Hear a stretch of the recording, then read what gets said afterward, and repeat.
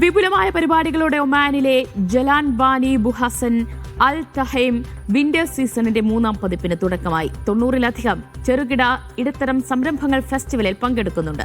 സ്വദേശികൾക്കും വിദേശികൾക്കും ഒമാന്റെ ഏറ്റവും മികച്ച ശൈത്യകാലം അനുഭവിക്കാനാകുന്ന ഫെസ്റ്റിവൽ ഫെബ്രുവരി 7 വരെ നീണ്ടു നിൽക്കും.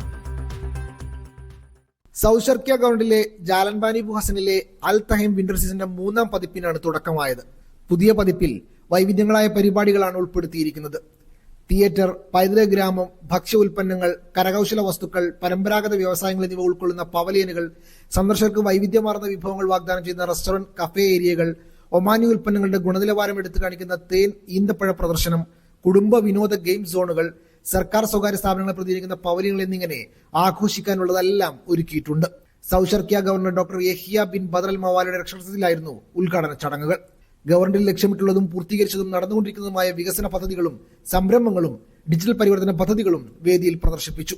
സ്വദേശികൾക്കും വിദേശികൾക്കും ഒമാന്റെ ഏറ്റവും മികച്ച ശൈത്യകാലം അനുഭവിക്കാവുന്ന ഫെസ്റ്റിവൽ ഫെബ്രുവരി 7 വരെ നീണ്ടു നിൽക്കും. Media 1, Muscat.